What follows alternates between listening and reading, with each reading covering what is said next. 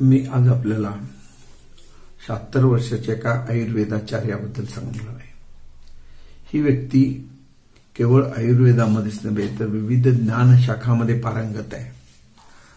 साधारण 25 वर्षापूर्वी एक असे काळसर व्यक्ती, सडपातळ, मी शिवाजी स्टेडियम मधल्या माझ्या सिंहवानी या कार्यालयामध्ये बसलो होतो आणि तिथे अचानक आले। त्यांना म्हटलं कसं काय आला, तर ते म्हणाले मला कागद खरेदी करायचा होता एका पुस्तकासाठी आणि त्यासाठी आलो होतो। तुम्ही शेजारी म्हटल्यानंतर म्हटलं भेटून जाऊया। त्यानंतर मी त्यांना त्यावेळेला अंधसंत माधांचे म्हणजे अमरावती जवळचे गुलाबराव महाराज त्यांची जन्मशताब्दी होती। त्यानिमित्ताने मी एक खास अंक सिंहवानी दैनिकाचा प्रसिद्ध केला होता, तो मी त्यांना भेट दिला। तिबेटमधल्या लामा मिलारेपांचे पुस्तक मी त्यांना दिलं आणि मग आमची भेट आटोपती झाल्यानंतर त्यांच्याबद्दल मी पेशंट कडून ऐकत होतो आणि खूप दिवसानंतर मग माझे एक नातेवाईक त्यांच्याकडे जाणार होते पेशंट म्हणून। त्यावेळी मी त्यांना माझी काही पुस्तकं छोटी दिली त्यांना भेट द्या म्हणून, आणि ती पुस्तकामधलं आरोग्य म्हणून एक होतं, संतांची मांदियाळी म्हणून होतं, गायत्री मंत्राबद्दलचं होतं, आणखी कुठलं तरी पुस्तक होतं। अशी काही 4-5 पुस्तकं छोटी पाठवली होती। त्यामध्ये त्यांनी पुस्तकं काही वाचली आणि त्यावर त्यांचा 12 फेब्रुवारी म्हणजे आज सकाळी फोन आला। फोनवर आम्ही जवळजवळ पाऊण तास ते मला भरभरून बोलत होते।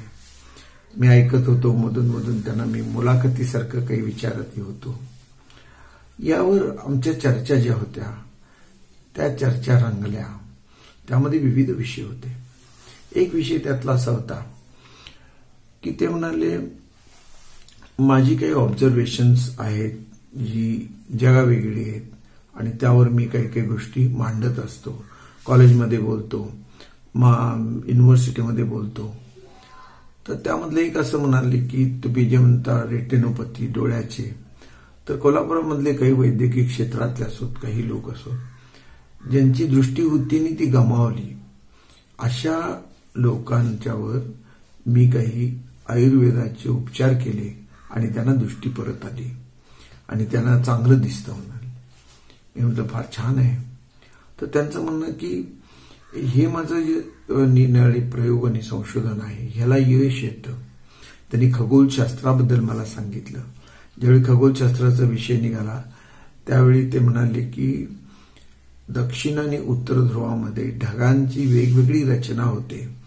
म्हणजे उत्तर ध्रुवाबद्दल घड्याळाच्या काट्याप्रमाणे क्लॉकवाईज ज्या वेळेला ढग फिरतात आणि दक्षिण बाजूला अँटी क्लॉकवाईज ढग ज्यावेळी फिरतात त्यावेळी 24 ते 48 तासामध्ये मोठा भूकंप होतो।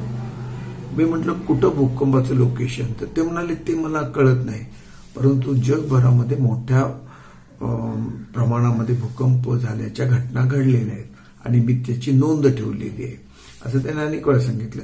खिलारीच्या भूकंपाबद्दल त्यांनी सांगितलं की 130-40 वर्षानंतर असा भूकंप तिथं होतोच म्हणून, आणि त्याची निरीक्षणही त्यांनी सांगितली। मग त्यावेळेला मी म्हटलं की स्टीफन हॉकिंगचा उल्लेख निघाला, कॉस्मॉलॉजी बद्दल आम्ही बोललो। मग कोल्हापूर शिवाजी विद्यापीठात फिजिक्स विभागाला डॉक्टर R.V. भोसले होते, त्यांचा उल्लेख निघाला। त्यावेळी म्हणाले मी त्यांना जाऊन भेटलो होतो आणि त्यांच्याशी ज्या वेळेला काही बद्दल बोललो त्यावेळेला त्यांना आश्चर्य वाटलं की आदगूड सारख्या कर्नाटकातल्या एका चिकोडी जवळच्या खेड्यामध्ये बसून तुम्ही एवढं चिंतन कसं करता, असं त्यांना आश्चर्य वाटलं होतं। त्यानंतर ते म्हणाले की सोलार फ्लेअर बद्दल आमचं बोलणं झालं की दर 12 वर्षांनी 11 वर्ष काही महिन्यानंतर 5-6 महिन्यानंतर सूर्य भडकतो, सूर्यामध्ये मोठ्या मोठ्या ज्वाला निर्माण होतात, त्यावेळेला पृथ्वीवर मानवी शरीरावर त्याचे असे परिणाम होतात की हार्ट अटॅकनी माणसं खूप मरतात। नंतर स्त्रियांना मासिक पाळीमध्ये रक्तस्राव मोठ्या प्रमाणात होतो, अशा केसेस जगभर वाढतात। आणि मग त्यांना मी म्हटलं की शिवाजी विद्यापीठामध्ये ज्या वेळेला R.V. भोसले होते त्यावेळेला सोलार फ्लेअर मोजायचा जो प्रयोग होता त्या प्रयोगाला मी स्वतः हजर होतो आणि दैनिक पुढारीमध्ये मी एक लेख लिहिलेला होता की जेव्हा सूर्य भडकतो यानंतर मग आमची चर्चा जी झाली ती भूकंपाबद्दल झाली. भूकंपाबद्दल अशी चर्चा झाली की जे सांगितलं आपल्याला ढगांच्या कॉन्स्टलेशन बद्दल, तर त्यांना म्हटलं की पृथ्वीमध्ये होणाऱ्या हालचालीची जाण मानवापेक्षा सरपटणाऱ्या प्राण्यांना, समुद्रातल्या जलचरांना अधिक लवकर येते. हे खरं का? तर ते म्हणाले अगदी बरोबर आहे. मानवालाच नव्हे तर सजीव प्राण्यांना या संवेदना फार तीव्रतेने जाणवतात.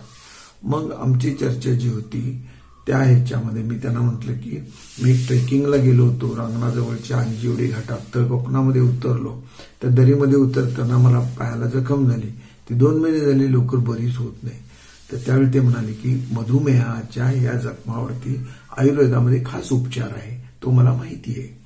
त्यानंतर मग आमची चर्चा जी होती ती वेगवेगळ्या विषयावरून, मग ते म्हणाले की माझं ज्ञान जे आहे हे अलीकडे काही वैद्यकीय क्षेत्रातले लोक येतात, ते बघून जातात, समजून घेतात, काही शिकून जातात आणि माझी मुलगी आता ती परंपरा चालवते. हे आमचं 3 पिढ्याचं ज्ञानवैभव आहे.